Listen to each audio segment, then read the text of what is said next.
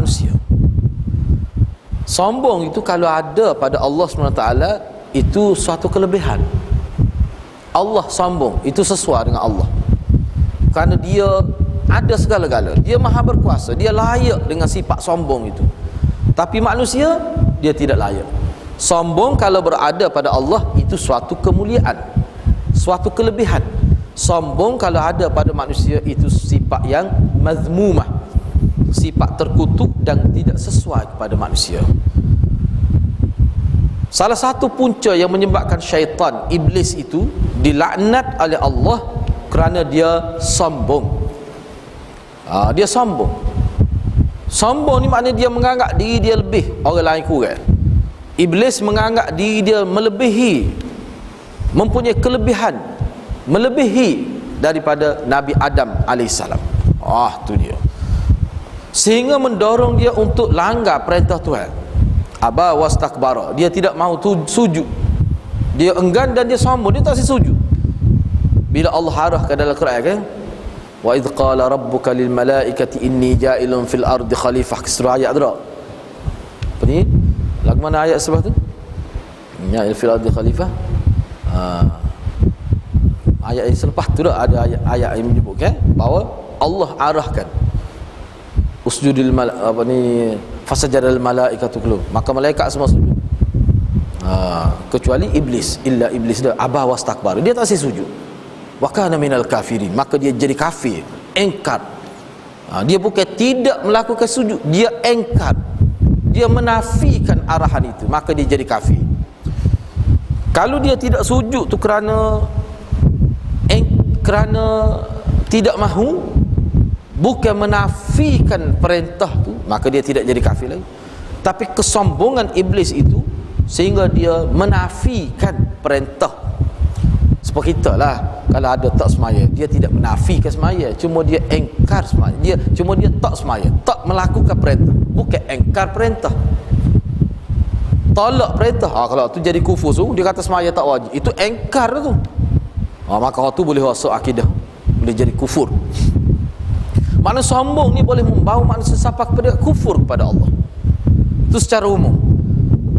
Jadi dalam bab belajar ni, sombong ini dia menjadi penghalang kepada mendapat ilmu. Begitu juga sifat malu untuk bertanya bila tak faham, maka ia juga merupakan satu sifat yang mazmumah dalam konteks seorang pelajar. Ketahuilah bahawa sombong dan malu menyebabkan pelakunya tidak akan mendapat ilmu selama kedua sifat itu masih ada dalam diri dia. Kena buat sifat sombong. Maknanya kalau kita berasa orang lain kurang, bukan dalam kelas ni kan. Kalau guru tanya, kita boleh jawab, orang tu tak boleh jawab. Kita faham, sahabat kita tak faham, kita pun berasa rendah dia, berasa tinggi kita. Tak boleh. Jangan we gitulah. Jangan we berasa gitu. Tak boleh tu berasa gitu. Kena buat. Kalau mari, nyamari tu muka hati manusia kan, dia tidak terkawal tu. Tak boleh nak kawal, tak boleh nak pagar supaya pagar lembu kambing tu. Dia mari perasaan tu. Dia hadir, terdetik dalam jiwa kita. Kita kena buat lah. Itu syaitan itu nak ganggu kita. Kita kena tempis dengan kita kata a'udzubillahi minasyaitanirrajim. Kena kata gitu. Kena kata gitu. Jangan kita berasa sedap pula, galik pula. Tak mana dia tu. Tak cakap royak. Hari ni saja 5 kali dah ustaz dah boleh tu. Tanya tak ingat pula. Pula kata. Dia dah suka bodoh enggak dia tu. Misalnya. Tak boleh tu, dosa lah tu. Tak molek tu. Itu sudah dikuasai oleh sifat syaitan itu. Sepatutnya kita kata alhamdulillah. Kita ni boleh faham. Patut untuk saya kita doa lah supaya Allah mempermudahkan dia belajar. Allah memberi ketabahan kepada dia. Boleh jadi berhenti ngaji ni kalau tak faham, jangan kita main. Main tak faham serabut beruk. Ummul Mukminin Aisyah, isteri Rasulullah sallallahu alaihi wasallam, wafat pada tahun 58 Hijrah radhiyallahu anha, pernah berkata tentang sifat wanita Ansar. Aisyah pernah sebut ketika menggambarkan sifat ciri-ciri wanita Ansar. Aisyah kata ni'man nisaul ansar lam yamna'hunna al-haya'u an yatafaqqahna fid din. Sebaik-baik wanita adalah wanita Ansar, kata Aisyah. Rasa malu tidak menghalangi mereka untuk memperdalami ilmu agama. Makna orang Ansar ni, kalau dia tak faham, dia tanya selalu. Dia tak malu dalam bab bertanya untuk supaya dia faham agama ni. Sifat wanita Ansar tu begitu. Itu kata Aisyah. Ini sifat yang baik lah. Jadi tanya ni banyak macam lah. Tanya melalui pelon ni kat saluran untuk tanya tu melalui tulis surat ke, melalui mesej ke. Oh, mesej tak jawab ustaz dia tu. Ustaz tak jawab mesej, boleh lah dia tu. Cari ustaz lain lah. Ustaz hok minat main mesej tu. Ustaz hok minat WhatsApp tu dah. Ada juga setengah ustaz ni dia tak minat, tutup lah. Bukan sekat tak minat, serabut perut. Nak baca tak boleh, kokok semacam. Dah main 35 grup, nak left grup takut orang bersati. Akhir sekali tutup sebenarnya. Tu dia. Aku nak baca kek bunyi. Berkokok semacam. Tu. Kena cari ustaz lain. Hak jenis minat. Ada ustaz jenis minat apa? Oh, ada saya anak tu minat sungguh. Dia ustaz duduk mengaku minat lah. Tanya duduk mana boleh jawab. Oh, kata raja pelik mu ni kata ni. Ada jenis lah. Nak mana? Masing-masing lah tu.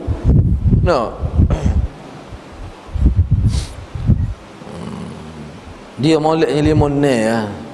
Anak pun nak itu nak tobik dah, nak cari hak penting-penting. Rugi masa. Bila banyak dia bunyi semacam kita ingat ke penting. Kadang-kadang malah keliru. Rupanya hak tu hak penting, hak kena hak perlu tengok. Terlepas. Para wanita Ansar radhiyallahu anhun selalu bertanya kepada Rasulullah sallallahu alaihi wasallam jika ada permasalahan agama yang masih rumit bagi mereka. Jadi orang Ansar ni, wanita Ansar, dia akan tanya Rasulullah. Kalau ada masalah dia akan tanya. Banyak kita jumpa dalam hadis berkenaan dengan wanita Ansar yang tanya Rasulullah, memang banyak. Jadi rasa malu tidak menghalangi mereka demi menimba ilmu yang bermanfaat. Ni sifat amalan. Sebab tu boleh suara wanita tidak aurat.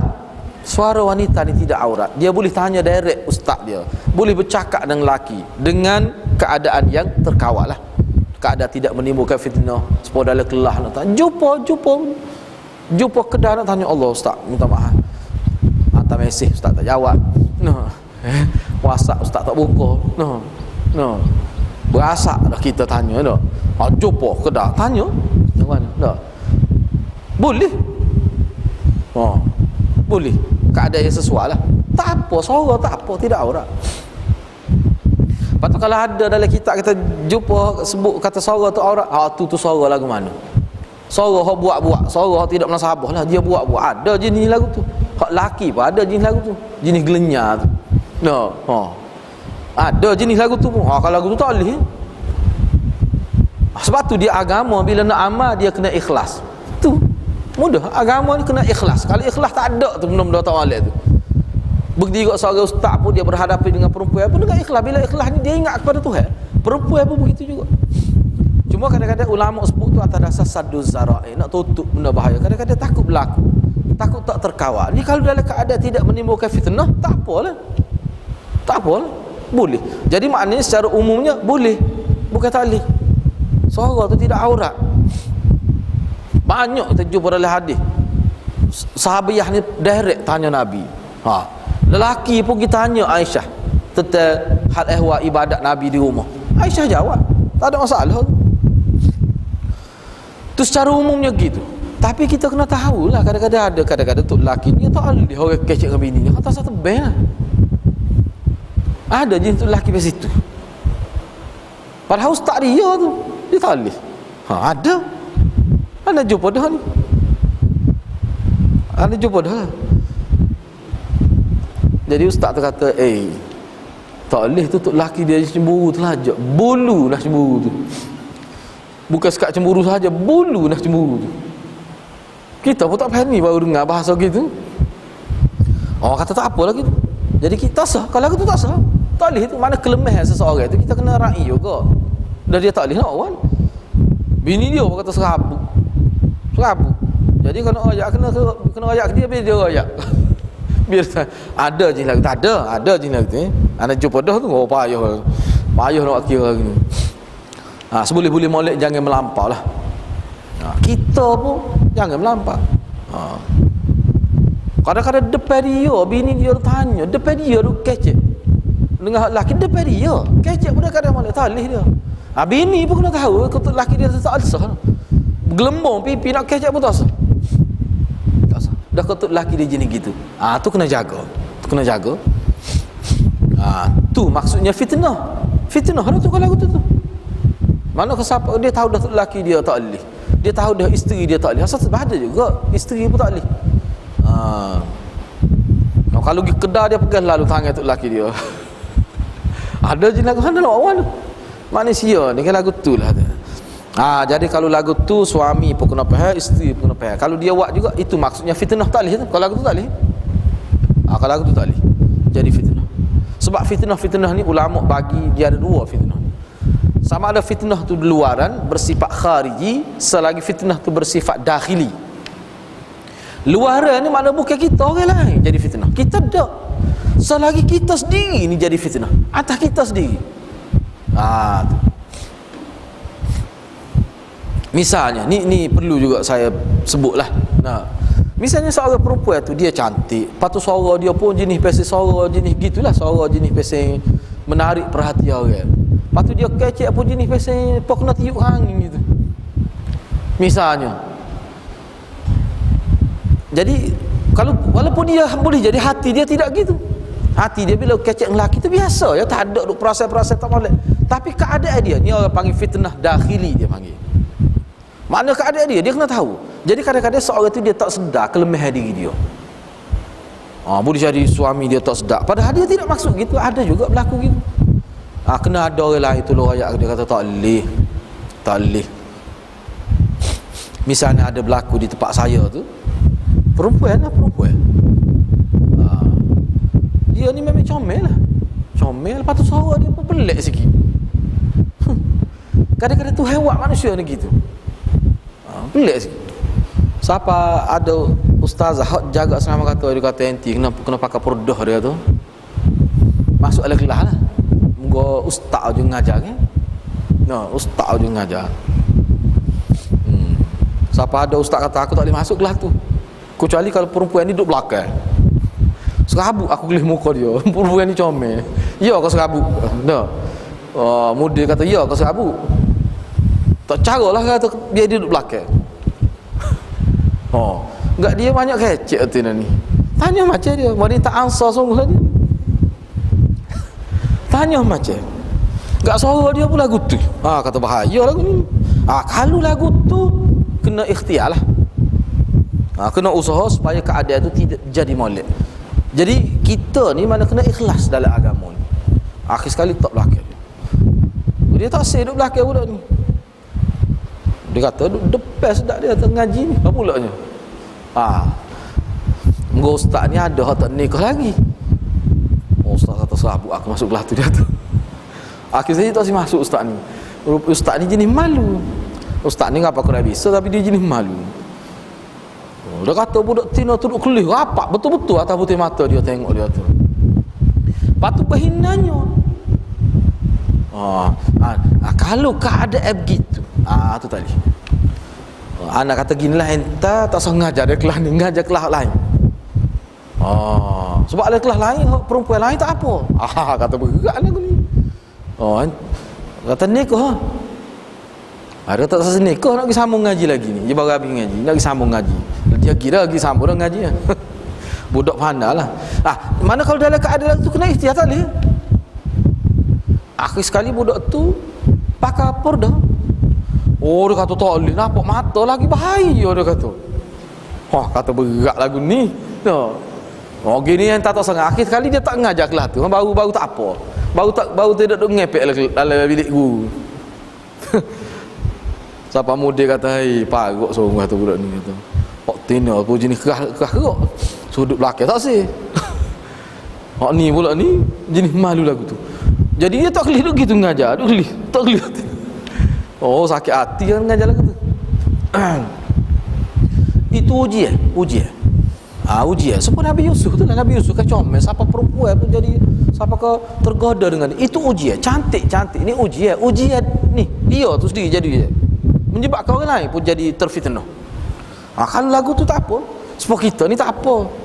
Orang kelih tak ada berapa tersegar. Kelih 4 kali sehari, tak ada apa kita ni. Tu tak ada masalah, tak timbul fitnah. Bahkan kalau dia tak tengok lagi sedih hati. Tak timbul fitnah kita ni. Tapi setengah-setengah orang tu memang gitu. Tu ana sebut tu biar kita faham dalam agama ni, dia kadang-kadang hukum tu dia tengok keadaan. Kita kena faham lah keadaan. Ummu Sulaim radhiyallahu, Ummu Sulaim ni salah seorang sahabat perempuan yang terlibat dalam peperangan. Ni Ummu Sulaim. Ummu Sulaim ni cacat tangan dia sampai mati, kena tetok dalam peperangan. Ummu Sulaim. Ni seorang perempuan sahabiah. Hijrah dia asalnya wagi minaya, orang tentera Islam dia rebah, dia jauhi minaya. Makna dia duduk dalam peperangan, bukan duduk belakang, duduk depan kat tu. Menyebabkan pernah dia kena tetak, kena tangan sebelah kanan, lumpuh sampai mati. Ini contoh perempuan Islam. Ummu Sulaim.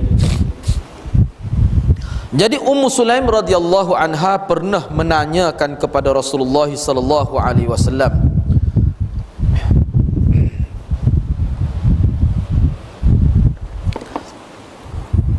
dia kata, wahai Rasulullah, sesungguhnya Allah tidak malu terhadap kebenaran. Apakah wanita wajib mandi apabila ia bermimpi? Dia mimpi melakukan persetubuhan. Mimpi. Rasulullah pun jawab. Rasulullah kata, apabila dia melihat air, maknanya dia yakin keluar air mani. Kalau dia yakin keluar air mani, maka wajib mandi. Tapi kalau semata-mata bermimpi bersetubuh, tapi tak ada pun nampak air yang dimaksudkan air sini, air mani.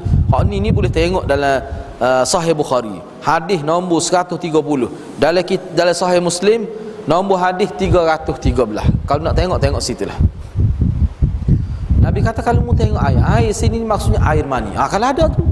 Ni kalau mimpi 4 kali sehari pun, kalau tak ada, kita tidak yakin keluar air mani, tak ada masalah tu. Tak ada masalah. Dalam internet dalam pelik-pelik internet dah ni. Tanya soalan pelik-pelik, mana mimpi dia tengah maya dia tu. Nak jawab mana aku? Kau ustaz tu pun jawab sedap. Ada je ustaz dia nak benar soalan lagu tu. Dia habis orang tak ngata. Kisah soalan dia. Mimpi tengah tidur. Dia tengah mimpi dia tengah maya. Mana mu ni tidur dalam maya? Kau tidak tak mimpi. Nak kira lagu mana? Lepas tu mimpi siapa tidur dalam semaya ni lagu mana kira? Tengok pandai dia tanya soalan. Tapi ustaz ni biasa dah orang tanya soalan. Memang ustaz ni biasa sungguh orang tanya soalan pelik-pelik ustaz ni. Lagu mana dia tak kena mandi wajib juga kalau seorang tu dia mimpi ketika dia tidur. Mimpi jimak lah lagu mana. Ustaz tu kata kalau dia mimpi dalam keadaan dia sedar tak apa. Dia pun jadi pening. Lagu mana mimpi dalam keadaan tak tidur? Kalau dia mimpi dalam keadaan tak tidur, dalam semaya dia mimpi tapi dia tak tidur, tak batas maya. Neng dia. Nak tanya, dia nak beli aku dia tu. Nak. Ke tidur dalam maya ke batas maya ni. Nego. Ulama kata kalau tidur metelak tak apa, nego sama mimpi lama tu. Walaupun setengah ulama kata dak, kalau metah. Jadi lama dengan sementara ni setara mana wallahu alam lah. Payah. Mana sekali lah terlelak sementara gitu. Ni kalau mimpi ni memang tidur sungguh ni. Bakal duduk tahiyat tu. Muka tahiyat ke tahiyat akhir kepuk senang molek dengan dinding lalu ni. Sudah molek tak rebah lah. Nerah lah. Tak email pun nerah juga. Dah molek. Ni salah no. Email pun tua. Dia tu email ni kalau siapa satu tak lihat dia tu email. Anagi pernah tinggal sebuah masjid tu. Tu email ni tua terlajak. Sepatut dia kena pencen tu. Dia baca khutbah neng gitu. Kata kita segar-segar je nak nerah. Tak dia baca Quran pula dahsyat. Teruklah anak nak ajuk betul. Dia nak kata tak boleh tu ni. Anak royak aku ahli cuma kata tak boleh kena royak tu email, tak boleh jadi tu email lagu ni tu apa. Oh baca kata boleh lagi dah. Dia tokak gitu. Tokak. Tak cakap dia caca. Masjid di kawasan baca nah anak kata bukan dia lagu ni.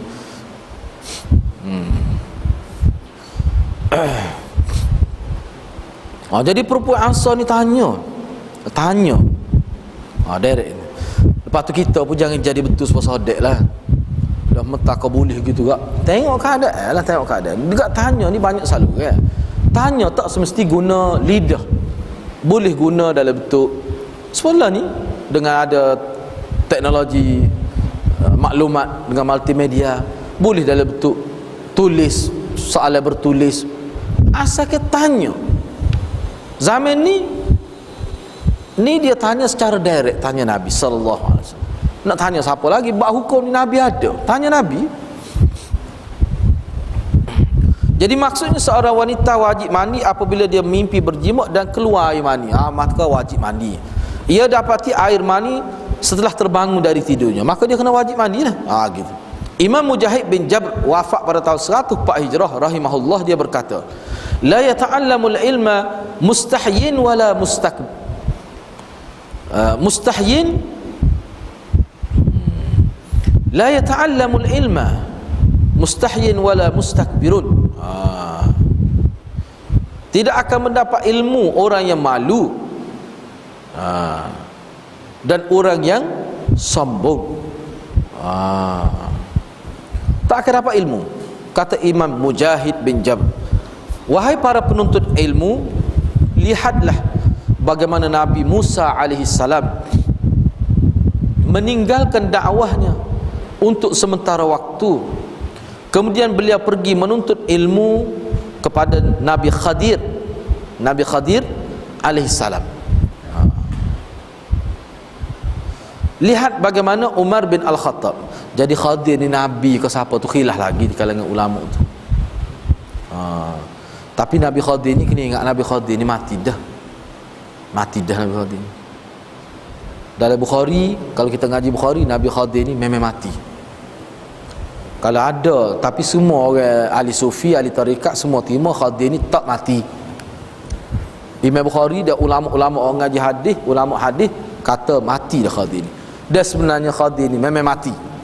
Dalam Quran pun gitu sebenarnya syarat aku tu. Lepas tu lah ke mana orang jumpa dia pakar di London pada orang jumpa Nabi Khadir. Jumpa di Indonesia lah, mari jumpa Nabi Khadir. Nak kecek boleh tahan kecek. Bo nak kata mu tahu mana dia Khadir, cuba ya. Ada gambar Khadir. Lagu mana rupa Nabi Khadir, cuba ya. Ni mengepek kelas tinggi ni. Merepek kelas tinggi. Nak buat apa sikit-sikit sudahlah. Tapi buat ni jumpa acak kali mana di barat tu. Kuat melancur Nabi Khadir ni. Pergi di Indonesia. Di Malaysia apa mari. Pas Kedah apa pergi. Sebab tu ulama kata kalau Nabi Khadir hidup tu apa Nabi Khadir tak pergi jumpa Nabi sallallahu alaihi wasallam. Cuba ya. Kalau Nabi Khadir ni zaman Nabi Musa, dia hidup lagi siapa lah ni, maknanya zaman Nabi dia hidup. Apa dia tak pergi jumpa Nabi Muhammad sallallahu alaihi wasallam. Acu ayat. Lepas tu dia ikut syariat mana Nabi Khadir. Nak sahabat ke tak pergi jumpa Nabi Khadir ni, tak nak sahabat. Pasti dia duduk di alam mana dia tu. Cuba ayat. Banyak perkara lah. Lepas tu tak boleh nak kata sahabat lah dia tu. Lepas tu kalau dia ikut syariat mana, kena tetua tu. Banyak perkara. Acak kali menar kalau bawa sufi jumpa macam Nabi Khadir ni. Mai royak kau tu, mai royak kau ni Nabi Khadir. Padahal riwayat-riwayat tu sebenarnya ada terlibat dengan Syiah. Syiah dia nak dalam ahli sunnah biar ada seorang watak yang tak mati. Cedes lalu nak ayat Imam Mahdi dia pun tak mati. Kalau Imam Mahdi kami tak mati, pelik apanya? Nabi Khadir kamu pun tak mati, Tuhan boleh buat gitu. Tu dia nak ya. Dia guna kita nak kata mana? Kita kata mana sahabat imammu, imam yang kedua belah, umur 5 tahun, pada tahun 204 Hijrah, 205 Hijrah masuk dalam lubang, nusuk lubang di Sardab, di Iraq, Samurak, lubang masuk. Sepakat ini tak tubik-tubik. Patut umur berapa? 205 Hijrah sampai sekarang ni berapa dah umur tu imam kamu tu? Tak pencen-pencen lagi. Dia kata pelik apa? Dia kata kami atas keyakinan kami berdasar pada dalil melalui imam-imam maksum kami bahawa imam 12 tu tak mati. Tu Nabi Khadir kamu tak mati. Dia tu bukan malaikat, Nabi, manusia. Sebab tu kita kena ambil riwayat Sahih Bukhari kata mati Nabi Khadir tu. Dia mati. Berakhir duk pegang benar-benar hak tak pakar lagu tu. No. Lihat bagaimana Umar bin Al-Khattab bertanya kepada Abu Hurairah, dan lihat juga bagaimana Abu Musa Al-Asy'ari bertanya kepada Ibnu Mas'ud radhiyallahu anhum, dan masih banyak contoh lainnya yang menunjukkan bahawasanya para ulama salaf tidak sombong dan tidak malu dalam menuntut ilmu. Ni. Jadi kalau kita tengok sini di kalangan sahabat sendiri pun tanya, Sayyidina Umar, Sayyidina Abu Bakar tanya. Sayyidina Abu Bakar pernah dia tanya, bila seorang cucu mati, tok dia boleh ke tak saka? Misal, itu dia sebut. Kalau anak mati ni memang tok boleh saka. Tapi cucu mati, gitu salah gitu dalam kitab Syah Waliullah Ad-Dihlawi. Sayyidina Abu Bakar tak tahu. Dia pun tanya sahabat. Dia tanya sahabat, mu tahu ke hukum ni? Ada sahabat kata, ya. Sahabat pun cerita hadis. Tak ke seorang muhir dengar. Dia tanya lagi, nak biar skor 3 ke? Maknanya tanya tu. Seorang khalifah hak nombor 1. Tanya orang lain tentang hukum hakam agama. Sebab ilmu ni boleh berada pada sesiapa saja. Kadang-kadang hak kita tak tahu, anak kita banyak lagi tahu pada kita, tapi tak tanya bab dia anak kita. No. Tu tak kena lah lagu tu, tak betul lah lagu tu. Gitulah. Yang ke-40 tu dia sebut sini, dia kata menunjukkan bahawa wanita pun mengeluarkan air mani sebagaimana laki-laki juga. Jadi penyerupan anak pada ayah atau ibunya bergantung pada air mani keduanya. Mana yang lebih ungu maka anak itu akan mirip dengannya. Tapi hal ni pun tidak mesti juga, tidak mesti juga. Hal tu kijak Tuhan lah, kijak Tuhan. Mirip muka anak nak mirip mak ke, mirip ayah dia ke, hal tu kijak Tuhan. Kadang-kadang tak serupa ke agak dua tu. Saya baca satu majalah ni, tak boleh mikir lagu ni salah. Dia pernah satu ketika di Saudi, ana baca dalam majalah dia, dalam internet, ada difahirkan kes perceraian. Dia tengok bila anak dia lahir tak serupa dia, bukan tak serupa isteri dia, tak serupa dia, serupa dengan hebat dia. Dia tengok anak dia serupa dengan hebat dia. Dia pun mari syok, dia kata isteri dia berzina macam-macam. Gagal di Mesir, di Saudi. Dia nak cerai. Padahalnya dalam hadis tu ada dah. Dalam hadis, kalau kita jumpa dalam hadis, pernah sahabat ni, seorang suami tu, dia pergi mengadu pada Rasulullah. Dia kata anak dia ni dia putih. Anak dia hitam, isteri dia putih, tapi anak dia hitam, dia putih. Lepas tu dia dah syok isteri dia ni curang lah. Dia kata bakal isteri dia ni berzina dengan orang lain, dia kata. Jadi dia tidak mengaku, dia tak sih, dia kata dia tidak anak dia, macam dia nak cerai lah. Kita kena ingat sahabat ni dia melalui zaman gelap, di zaman jahiliah tu dia ada sejarah dia sahabat ni. Kita tidak nak bincang itulah. Dalam hadis Zain. Dia bila ayat ke Nabi kata, mu tak ada peruta ke? Nabi tanya, mu tak ada peruta? Ada peruta. Lepas tu uta mu warna ke dia? Ada macam-macam warna. Ada. Lagu tu lah juga. Tu dia panggil tarikkan urat. Nabi sebut. Apa dia istilah Arab, anak tak ingat. Tarikkan urat ni baka boleh jadi ada lu, baka kamu, baka negro. Baka 3 guru. kamu lain jadi putih, tarik ke bakar, tarik ke urat. Boleh jadi dulu ada keturunan kita ada hitam lah. Sebab orang putih misalnya, bila dia nikah dengan orang Asia, kadang-kadang anak tu campur dah warna. Bukan sekerak-sekerak dak, mana kalau hitam-hitam. Kalau putih bukan kata belai, paulah kata tebu tu dak. Tapi maknanya kadang-kadang warna tu jadi perak, tidak putih. Apa? Itu masalah bakar. Biasa tu. Gitu ya.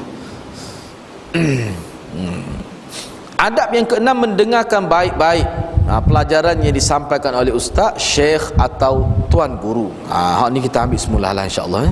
Jadi anda kena berhenti setakat tu dulu. Insya-Allah perjumpaan kita ni diberkati oleh Allah Subhanahu wa taala. Aqulu qouli hadza wa astaghfirullahal azim li wa lakum. Wassalamualaikum warahmatullahi wabarakatuh.